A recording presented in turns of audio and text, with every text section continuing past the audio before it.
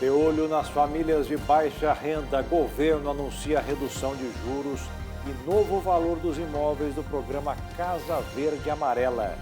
Ministério da Saúde conclui remessa de lotes aos estados para aplicar a primeira dose anti-Covid em todos os adultos brasileiros. Rio de Janeiro começa a exigir o certificado de vacinação contra a Covid em locais de uso coletivo. CPI da pandemia recebe lobista supostamente envolvido em caso de corrupção em contrato de vacinas. Em Israel, terceira dose prova ser eficaz na redução de casos e mortes por coronavírus. Preço dos alimentos atinge o maior nível dos últimos anos no mundo e brasileiro sente a diferença no bolso e no prato. Caixa preta de aeronave que caiu e matou o empresário é encontrada para ser periciada pela Força Aérea Brasileira. SpaceX, do bilionário Elon Musk, lança ao espaço o primeiro foguete tripulado só por civis. O Jornal das 22 está começando.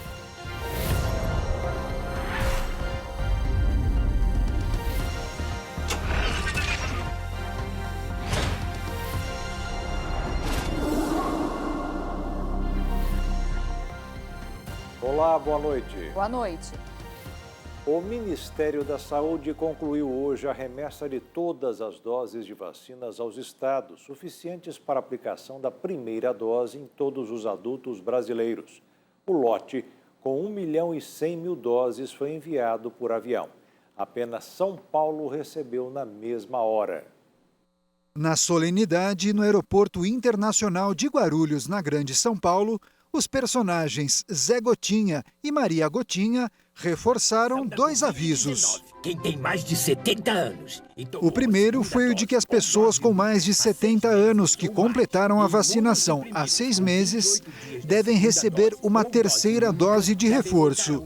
E o segundo aviso foi de que o intervalo entre a primeira e a segunda dose da Pfizer caiu de 3 para 2 meses. Na sequência, o ministro da Saúde, Marcelo Queiroga, imunizou 2 pessoas, incluindo o ministro das Comunicações, Fábio Faria. É um dia histórico para o país, um dia de agradecer todo o esforço do Ministério da Saúde, todo o esforço do governo federal, do presidente da República, que hoje o Brasil já ultrapassou os Estados Unidos e já é o terceiro país do mundo que mais aplicou doses de combate ao Covid.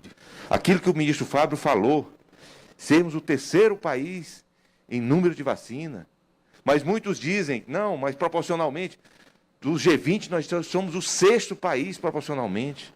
Então são números, Fábio, que ninguém imaginava que a gente chegava, a não ser as pessoas que acreditam nesse país. Em seu discurso, o ministro da Saúde destacou a contratação do total de 500 milhões de doses de vacinas, que vão garantir até o final do ano todos os brasileiros vacinados. E pediu a colaboração de todos os governantes do país para que adotem as regras do Programa Nacional de Imunização, para que o país lute unido contra a doença. É a fórmula que teremos sucesso na campanha. Já estamos tendo sucesso. Já reduzimos de maneira drástica o número de casos, já reduzimos de maneira drástica o número de óbitos. Então, se caminharmos como estamos caminhando, com base na orientação técnica científica, seguindo as recomendações do PNI, ao invés de uma torre de Babel vacinal, em que cada estado e município quer criar o seu próprio modelo, aí sim, nós vamos acabar de vez com o caráter pandêmico da Covid-19. Muito obrigado. Vamos conferir agora os dados atualizados da vacinação contra a Covid no Brasil. De acordo com as secretarias de saúde dos estados e do Distrito Federal, desde o início da campanha em janeiro, foram aplicadas 215.209.272 doses. Até agora, mais de 67% da população foi vacinada com a primeira dose e quase 76 milhões estão totalmente imunizadas com as 2 doses ou com a vacina de dose única. E o Rio de Janeiro começou a exigir nesta quarta-feira o certificado de vacinação contra a Covid-19. É necessário apresentar o documento para ter acesso a pontos turísticos e outros locais públicos. De acordo com a Prefeitura da cidade, a medida vale para uma série de estabelecimentos e para atendimento em alguns serviços. A apresentação do comprovante de imunização será exigida em estabelecimentos e locais de uso coletivo, como academias de ginástica, estádios e ginásios esportivos, cinemas, teatros, museus, galerias e exposições de artes, convenções, conferências, entre outros. A vacinação também será exigida antes de cirurgias eletivas nas redes pública e privada. A comprovação pode ser feita pela certificação digital da plataforma Conect SUS ou com a apresentação do comprovante ou da caderneta de vacinação em papel. A quantidade de doses registradas deverá estar de acordo com o calendário vacinal da cidade do Rio naquele exato momento. Ainda sobre a Covid, o secretário estadual de Saúde de Mato Grosso do Sul informou que a criação de um passaporte está em andamento e será ainda uma forma de fazer com que todos se vacinem. O projeto do passaporte já está sendo produzido pela Secretaria de Estado de Saúde.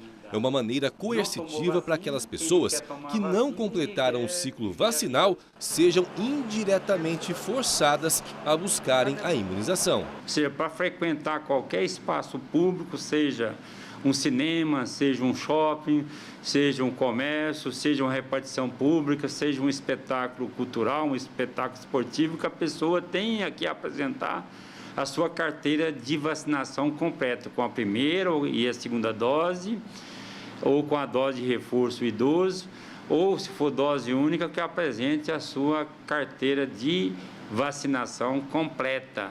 O projeto vai ser encaminhado ao governador Reinaldo Azambuja nos próximos dias. A medida é semelhante à que ocorre em outros países e inclusive já em outros estados brasileiros. Estados como Bahia e São Paulo são exemplos de locais que devem exigir a imunização completa para acesso a ambientes coletivos. Conforme Geraldo Rezende, resguardado pela própria Constituição Federal, o assunto saúde pública tem de ser tratado como interesse de todos.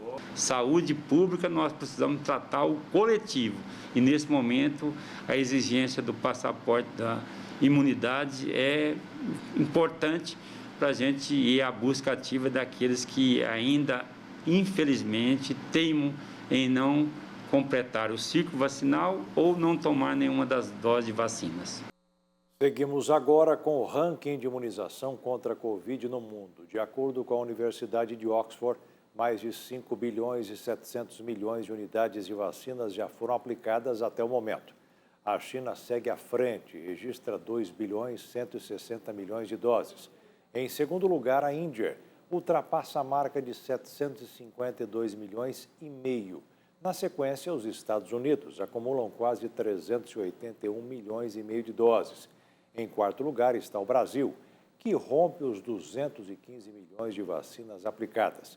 E o Japão, em quinto, ultrapassa a marca de 147 milhões e meio de aplicações. Especialistas em saúde pública de Israel anunciaram que a aplicação de uma terceira dose da vacina anti-Covid provou ser eficaz na redução de casos severos da doença e mortes. O país pretende voltar a receber turistas no próximo domingo, exceto de países vermelhos, como o Brasil. A constatação veio de especialistas mesmo após o número de novas infecções alcançarem níveis recordes. Vimos por volta de junho que 2 doses não foram suficientes para conter a variante Delta.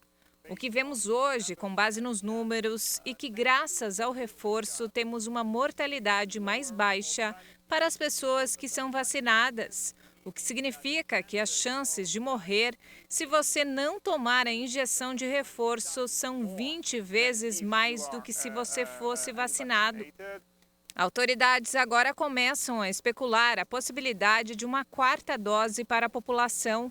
Os especialistas concordaram que, embora os casos diários permaneçam altos, a injeção de reforço evitou o aumento de casos graves de Covid, que estava se formando em agosto. Agora, o país pretende abrir as portas para o turismo, ainda com restrições a partir de 19 de setembro. Visitantes em menor número podem voltar a ser aceitos em Israel, exceto os provenientes de países considerados parte da lista vermelha, que inclui Brasil, Turquia, Bulgária e México. E veja a seguir mudanças no programa Casa Verde e Amarela. E ainda, preço dos alimentos atinge o maior nível dos últimos anos no mundo.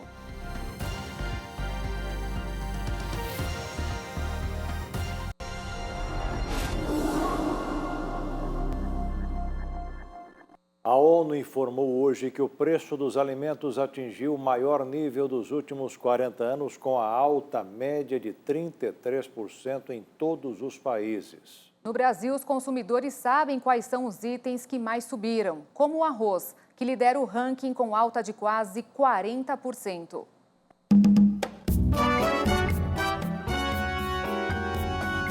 No prato dos brasileiros, eles são essenciais. Arroz e feijão. É o que tem mais barato, arroz e feijão? Não exatamente, seu Paulo. Os grãos estão pesando no valor da cesta básica, que em agosto subiu em 13 das 17 capitais analisadas pelo DIEESE, o Departamento Intersindical de Estatística e Estudos Socioeconômicos. Em Campo Grande, a alta foi de 3,48%, seguida por Belo Horizonte e Brasília. Em Porto Alegre, a elevação foi menor, de 1,18%. Ainda assim, é lá que está a cesta básica mais cara do país. Segundo dados da Associação Brasileira de Supermercados, em julho de 2021, o preço do arroz acumulou alta de 39,8% em 12 meses. O percentual é quase 8 vezes maior do que o reajuste do salário mínimo. Quem pega um pouco de dinheiro vai para consumir coisas básicas da alimentação também. Então, arroz, feijão, proteína animal se acelerou, porque uma fatia de pessoas que não tinha acesso a essa alimentação passou a consumir. O desenvolvimento das 2 primeiras safras do feijão já foi prejudicado pela falta de chuvas. Alguns agricultores até desistiram do plantio da terceira entre os meses de maio e julho, pela falta de água nos reservatórios. A colheita de agosto e setembro ainda vai abastecer os supermercados, mas depois disso, os impactos da seca deverão chegar às prateleiras. O plantio ele representa mais de 40% dos custos para o agronegócio. Então, eles já estão cortando a terceira safra, porque eles acreditam que não vai ter como aguar, né, ali para a questão do plantio do feijão. Então, vai ter um corte de produção e a gente infelizmente vai sofrer uma aceleração forte dos preços. E isso vai acontecer dentro de 2 a 4 meses. Arroz e feijão. A cada dia fica mais difícil levar esses 2 itens para casa. Isso sem falar na mistura. Com o preço da carne vermelha lá nas alturas, a alternativa para muita gente foi consumir mais frango. Mas acredite, o grande vilão da inflação foi ele. Segundo a Associação Paulista de Supermercados, no último ano o frango subiu mais de 40% em São Paulo. Superou o aumento da carne bovina. No Sul, a alta não atingiu esse patamar, mas é de lá que vem a explicação.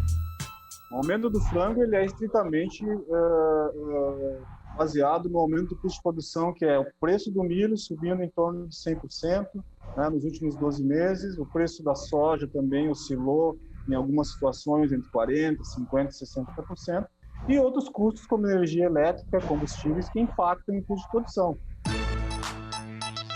Mas mesmo com esse aumento, para a dona Marinês, o frango ainda é a melhor opção. Eu comprei asa. Fazer o quê? Quando a dona de casa começou a substituir a mistura no prato, o frango era mesmo uma boa alternativa. É que a carne bovina sofreu aumento lá no início da pandemia. O dólar subiu um monte no país, também por questão Covid, instabilidade política, e aumentou as exportações da carne vermelha. Então a carne vermelha se tornou cara no país e parte das pessoas que consumiam carne vermelha passaram a consumir frango. Mesmo com os preços altos, a Eliane ainda consegue colocar as duas misturas à mesa. Por enquanto, né, tá dando para levar, né?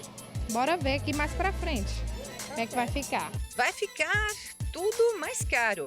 Com a maior seca dos últimos 91 anos, vem mais aumentos por aí. Se refletir numa falta de água, tanto para o processo produtivo, ele resiste mais porque ele utiliza e reutiliza, mas para o abastecimento dos animais, né, para a hidratação dos animais, aí nós vamos ter que readequar a produção e acontece o fenômeno de falta de oferta, né, a oferta e procura diminui e novamente teremos uma reposição de preços. Podemos prever um aumento da cesta básica já para quando? Vai ser uma sequência de aumentos, né? Em todas as pesquisas mensais, a gente vai ver essa sequência de aumento provavelmente aparecendo, né?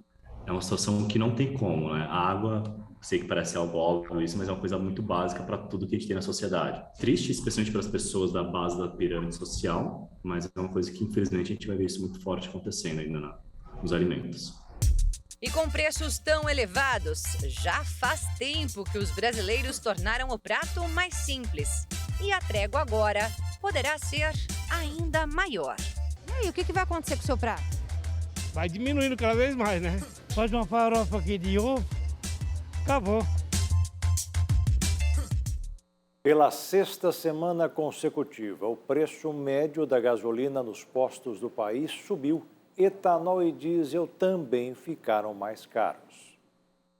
O levantamento foi feito pela Agência Nacional do Petróleo, Gás Natural e Biocombustíveis. O preço médio da gasolina na semana que terminou em 11 de setembro subiu para R$ 6,05 por litro. Comparado com a semana anterior, a alta é de 0,86%. Cerca de 4.400 postos foram pesquisados. O valor mínimo encontrado foi de R$ 5,15 e o máximo de R$ 7,18 o litro. O preço médio do diesel também aumentou. Foi de R$ 4,62 para R$ 4,69, enquanto o etanol passou de R$ 4,61 para R$ 4,65. O combustível está sendo um dos maiores responsáveis pelo aumento da inflação em 2021, afetando diretamente o orçamento das famílias, que também foram prejudicadas com as altas nos valores dos alimentos e da energia elétrica. O IBGE aponta que no acumulado do ano, a gasolina já apresenta alta de 31%. E como os preços de venda dos combustíveis seguem o valor do petróleo, uma cotação mais elevada do dólar ou uma desvalorização do real contribuem para um aumento nos preços. O governo federal anunciou hoje mudanças no programa Casa Verde e Amarela, que ajuda famílias de baixa renda a conquistarem a casa própria. Em evento realizado no Palácio do Planalto, na presença do presidente Jair Bolsonaro na manhã desta quarta-feira, a Caixa Econômica Federal e o Ministério do Desenvolvimento Regional explicaram as mudanças no programa Casa Verde e Amarela. O subsídio para os cidadãos de baixa renda darem entrada no imóvel foi ampliado de R$ 23.000 para R$ 35.000, a depender da composição familiar. Também foi elevado o valor do financiamento por meio do FGTS. Em uma nova modalidade do programa, estados e municípios vão entrar com uma contrapartida de 20% do valor das moradias. Com isso, a entrada dos imóveis para famílias com renda de até R$ 4.000 por mês será reduzida.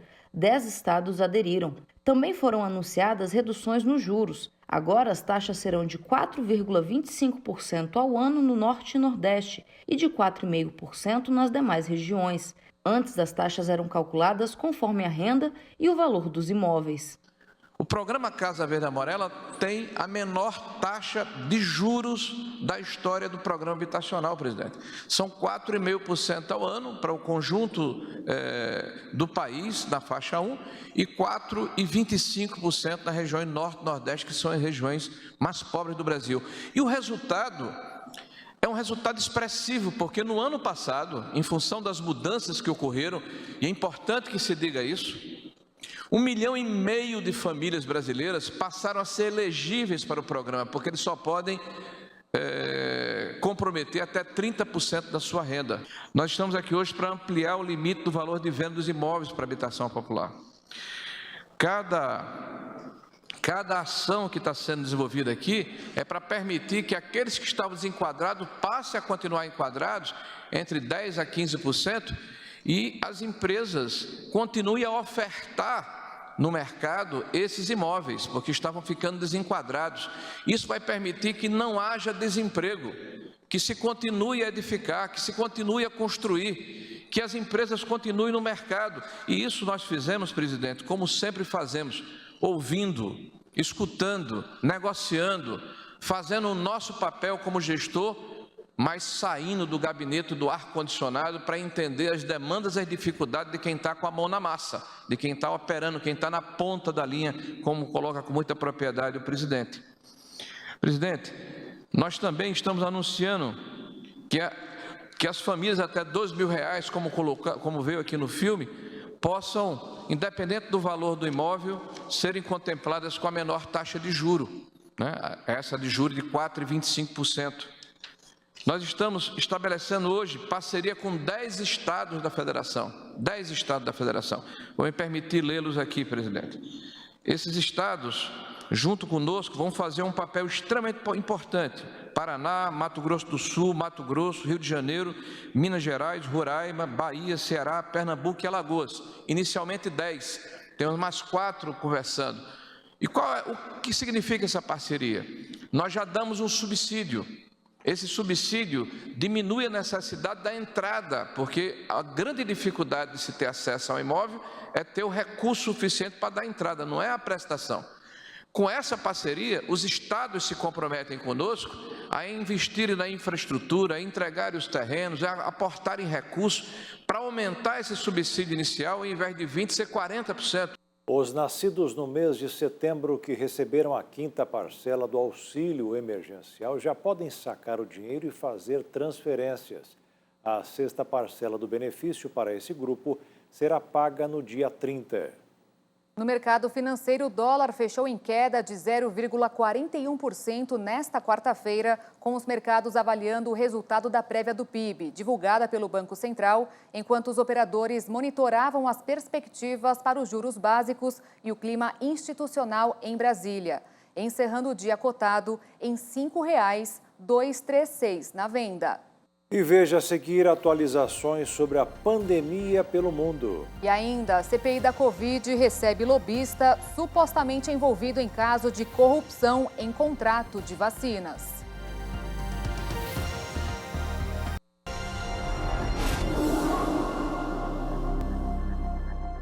A CPI da pandemia aprovou hoje requerimento de convocação de Ana Cristina Vale, ex-esposa do presidente Jair Bolsonaro. O depoente do dia foi Marconi Albernaz de Faria, apontado como lobista da Precisa Medicamentos, o que foi negado por ele. Na segunda reunião marcada para ouvir Marconi Albernaz de Faria, ele compareceu acompanhado por 2 advogados. Caso faltasse, seria conduzido coercitivamente por decisão da Justiça Federal do DF. Na fala inicial, disse que foi alvo de investigação há 1 ano quando teve o telefone apreendido, mas nunca houve acusação. Munido de um habeas corpus para ficar em silêncio em questões que pudessem incriminá-lo, o depoente se comprometeu a dizer a verdade e se contradisse em vários momentos. Afirmou que não é lobista da Precisa, conforme foi levantado pelos senadores da Comissão Parlamentar de Inquérito. Afirmou que foi sondado pela empresa para fazer uma assessoria técnica e política. Disse, no entanto, que não recebeu pelo serviço, pois a negociação não chegou a avançar. No início da pandemia, fui sondado para assessorar politicamente e tecnicamente a Precisa, em concorrência pública que já estava em andamento perante o Ministério da Saúde, que tinha como objetivo a aquisição de testes rápidos para a detecção do Covid-19. Como a concorrência já estava em andamento, não participei da análise do edital, habilitação ou apresentação de proposta da Precisa.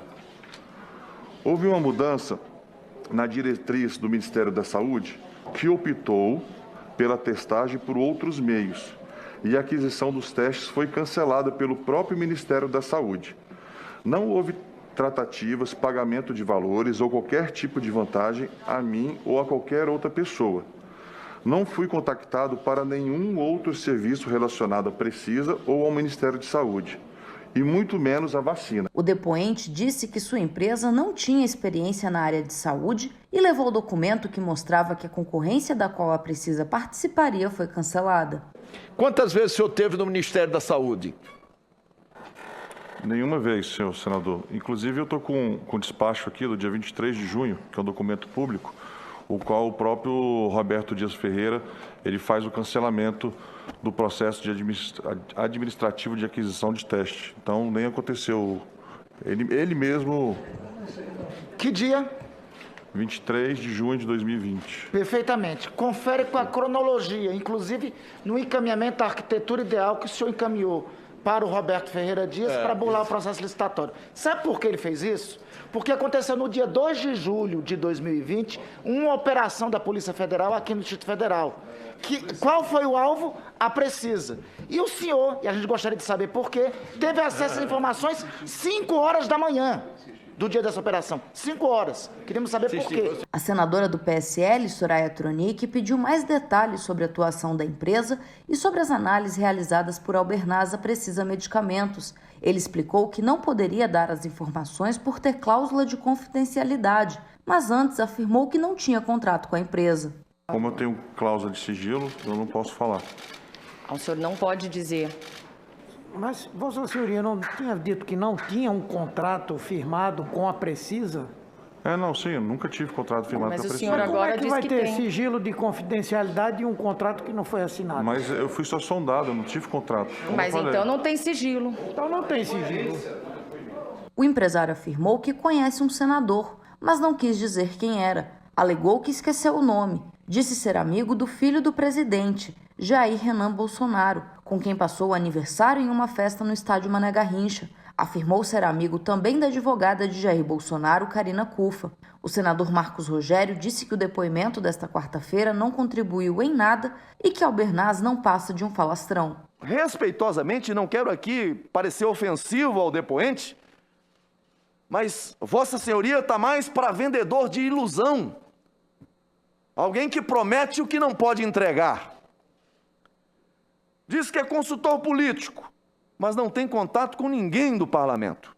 Repito, está mais para falastrão, para vendedor de ilusão, do que para alguém que tivesse ou exercesse algum nível de influência nos postos de comando do Ministério da Saúde ou do Palácio do Planalto. Ao responder à senadora Leila Barros sobre a relação com a advogada Karina Cufa, disse que não poderia dar detalhes, pois envolvia terceiros. Foi alertado por Randolfo Rodrigues que o habeas corpus tem limite e que ele não poderia mentir. Não venha que o senhor não pode falar sobre terceiros, que o senhor deve falar sobre terceiros. O senhor tem que falar sobre terceiros. Olha, repito, nós não queremos levar para algum tipo de medida. Não queremos porque temos uma limitação. Uma limitação. Alguns colegas aqui arguíram, e olha, não me falta vontade, senhor Marconi, não me falta a vontade de pedir a sua detenção por falso testemunho. Não falta vontade. Após mostrar mensagens entre Faria e a ex-esposa de Bolsonaro, que demonstrariam indicações de pessoas a cargos públicos, a CPI aprovou o requerimento de convocação de Ana Cristina Vale, ex-esposa de Jair Bolsonaro. A senadora Soraya Tronic sugeriu que Marconi Albernaz de Faria deixasse a condição de testemunha e passasse a ser investigado pela Comissão Parlamentar de Inquérito, sugestão que foi acatada pelo relator senador Renan Calheiros. Otto Alencar disse que o depoente omitiu e mentiu demais e chegou a pedir a prisão de Faria. Segundo o Ministério da Saúde, o Brasil tem pouco mais de 21 milhões de casos confirmados de Covid e mais de 20 milhões e 100 mil pessoas recuperadas. Nas últimas 24 horas foram registrados 14.780 casos e 800 óbitos. Confira os números dos países mais afetados pela contaminação.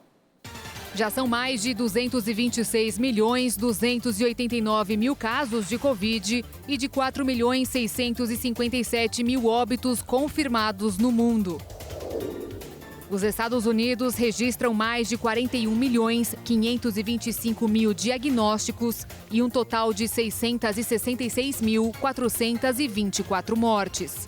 A Índia soma mais de 33.316.000 casos confirmados. O Brasil tem mais de 21.034.000 diagnósticos e registra 588.597 vítimas fatais. O Reino Unido está próximo de 7.347.000 contaminações. E a Rússia passou da marca dos 7.091.000 casos de Covid. A União Africana pediu acesso à compra de vacinas contra a Covid-19 durante uma coletiva da ONU. A África quer comprar vacinas contra a Covid-19. O enviado especial da União Africana para a aquisição de imunizantes, Steve Maziwa, pediu aos fabricantes acesso ao mercado. Vaccine sharing is good. O compartilhamento de vacinas é bom, mas não devemos depender disso, especialmente quando podemos ir à mesa, nos posicionar e dizer que também queremos comprar. Queremos comprar dos mesmos fabricantes, mas para ser justo, esses fabricantes sabem muito bem que nunca nos deram um acesso adequado. But to be fair, those manufacturers know very well that they never gave us proper access. Alguns países desenvolvidos já administram terceiras doses, mas em países pobres, especialmente na África, a vacinação não decola. Mais de 5,7 bilhões de doses foram administradas globalmente, mas apenas 2% delas na África. Isso deixa as pessoas em alto risco de contágio e morte, expostas a um vírus mortal contra o qual muitas outras pessoas em todo o mundo gozam de proteção. Outro ponto levantado durante a coletiva foi a suspensão dos direitos de propriedade intelectual sobre imunizantes. Mas para a União Africana, ainda mais importante é o fim das restrições às exportações de vacinas e componentes. E veja a seguir o lançamento do foguete ao espaço apenas com civis a bordo. E ainda, caixa preta de aeronave que caiu e matou um empresário no interior de São Paulo é encontrada.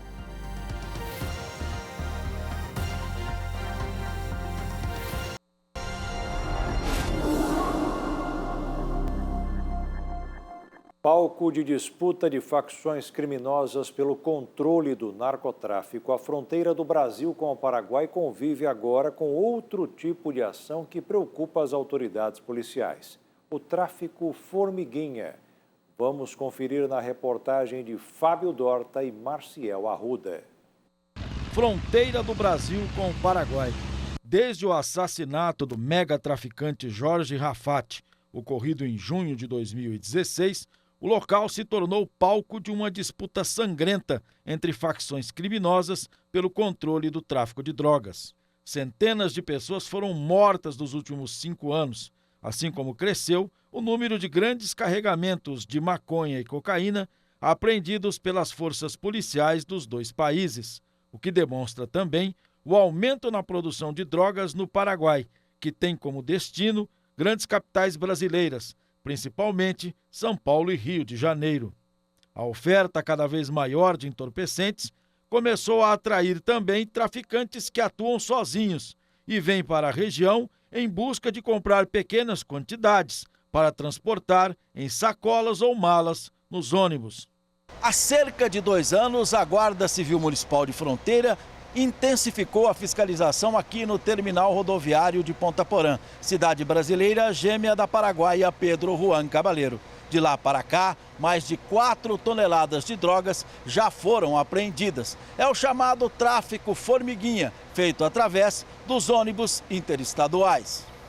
Com o policiamento ostensivo e a ajuda de uma central de monitoramento, praticamente todos os dias, a Guarda Civil Municipal de Fronteira faz apreensões de drogas na rodoviária. A gente tem aqui no terminal rodoviário de Ponta Porã 11 câmeras instaladas inicialmente e tem o pessoal, uma equipe de plantão que fica 24 horas aqui no terminal rodoviário e de lá eles acompanham todo o movimento e assim que é notada uma pessoa em atitude suspeita, essa pessoa é abordada e normalmente nesse princípio da fundada suspeita, a pessoa é encontrada com 10 quilos de drogas, 20 e até 40 quilos de drogas já têm sido apreendidos aqui numa única vez. A Guarda Civil também vai fazer a partir de agora uma fiscalização mais rígida sobre outro tipo de crime comum na rodoviária, o contrabando. A caixa preta da aeronave que caiu na manhã de ontem em Piracicaba foi encontrada e será periciada pelo Centro de Investigação e Prevenção de Acidentes Aeronáuticos da Força Aérea Brasileira. Os integrantes da família vitimados no acidente aéreo foram sepultados nesta quarta-feira. A queda do avião matou o sócio da Raizen, Celso Silveira Melo Filho, de 73 anos, a esposa dele e 3 filhos do casal, além do piloto e do copiloto. O avião modelo King Air B250, ano 2019, prefixo PS-CSM, decolou do aeroporto municipal Pedro Morgante de Piracicaba e cerca de 15 segundos depois caiu em uma área no bairro Santa Rosa, ao lado do Parque Tecnológico. O Centro de Investigação e Prevenção de Acidentes Aeronáuticos da Força Aérea Brasileira e a Polícia Civil foram acionados para realizar as investigações sobre a causa do acidente. No local, as equipes encontraram a caixa preta do avião, onde o histórico de voo é armazenado. A Polícia Civil e o CENIPA não divulgaram detalhes sobre o início das investigações, apenas que testemunhas serão ouvidas e que já foram realizadas perícias, coletas de imagens e informações. O velório da família Silveira Melo foi realizado no espaço Beira Rio, em Piracicaba, e aberto apenas para os parentes. Autoridades políticas compareceram, entre as quais o prefeito de Piracicaba, Luciano Almeida, do Democratas. Os sepultamentos aconteceram no meio da tarde desta quarta-feira no Cemitério da Saudade. Os 18 clubes que iriam entrar com uma representação na CBF contra o Flamengo desistiram. Os times discordavam do fato de o Flamengo ter a presença do público liderada em seus jogos e sinalizaram uma possível paralisação do campeonato. O argumento usado era que, desde o retorno do futebol, havia um acordo entre os clubes para que o público só voltasse aos estádios quando todos os estados pertencentes à elite do futebol nacional tivessem o aval das respectivas autoridades sanitárias. Já o Flamengo utilizou de uma liminar, onde a Prefeitura do Rio de Janeiro libera a presença dos torcedores nos estádios e, a partir da próxima rodada, já mandará seus jogos com público. A SpaceX, empresa do bilionário Elon Musk, lançou hoje o primeiro foguete tripulado só por civis ao espaço. O voo será de 3 dias pela órbita da Terra. A nova corrida espacial que mobiliza bilionários ganhou um novo capítulo nesta quarta-feira. A missão Inspiration 4 da SpaceX foi o primeiro lançamento em que civis sem formação específica e sem a companhia de astronautas puderam embarcar.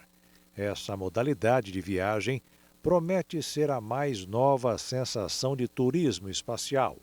O local da decolagem foi na plataforma 39A do Kennedy Center da NASA, na Flórida, de onde também partiram as missões Apollo rumo à Lua no século passado.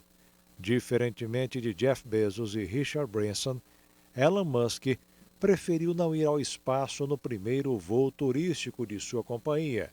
A viagem espacial da empresa de Musk é ainda mais ambiciosa. O voo será orbital, ou seja, os tripulantes estarão a 150 quilômetros já na termosfera e passarão os próximos 3 dias dando voltas ao redor da Terra numa velocidade acima dos 20 mil quilômetros por hora. Durante os dias em órbita, eles terão o sono, a frequência cardíaca, o sangue e as habilidades cognitivas examinadas. Agora um momento de reflexão. Na live das 15 horas, o pastor Josias Cruz disse que, igual aos homens do passado, como Davi, que venceu Golias, nós temos o poder de agir pela vitória, porque o Deus é o mesmo. Qual a diferença? Talvez por não fazer a oração, talvez por não agir de acordo com aquilo que Deus fala no seu coração. Porque o Deus é o mesmo. Ele operou naqueles homens quando oraram, vai operar quando você também determinar em nome de Jesus. Eu podia citar ainda Josué, que determinou ao sol e à lua que parassem, para que o exército de Israel obtivesse vitória. Aquele dia se estendeu, pois o sol se deteve no meio do céu e não se pôs por quase um dia inteiro. Assim está escrito em Josué, capítulo 10, versículo 12 diz: Então Josué falou ao Senhor, no dia em que o Senhor deu os amorreus na mão dos filisteus, dos filhos de Israel, e disse aos olhos dos israelitas: Sol, detente em Gibeão, e tu, lua, no vale de Aijalon. E o sol se deteve, e a lua parou, até que o povo se vingou de seus inimigos. Isso não está escrito no livro do reto? O sol, pois, se deteve no meio do céu, e não se apressou a pôr-se, quase um dia inteiro. E não houve dia semelhante a este, nem antes, nem depois dele, ouvindo o Senhor assim a voz de um homem, porque o Senhor pelejava por Israel. Deus ainda continua pelejando por você.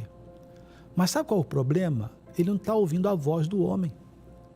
Ele não está ouvindo a voz da senhora. Ele não está ouvindo a voz do Senhor. De você, rapaz, moça. A Bíblia Sagrada diz que enquanto me calei, envelheceram os meus ossos. Deus não está ouvindo a voz da igreja. Queremos solução, queremos um milagre, queremos sair da pindaíba. Mas Deus não ouve a nossa voz, talvez Deus ouça a nossa choração e não a nossa oração. A oração da fé, a oração que chama as coisas que não são como se fossem. Você determina, em nome de Cristo Jesus. Guarda essa palavra, se funcionou para os antigos, por que não funcionar para nós hoje? E por que não tem funcionado? Talvez porque Deus não tenha ouvido, está aqui, ó.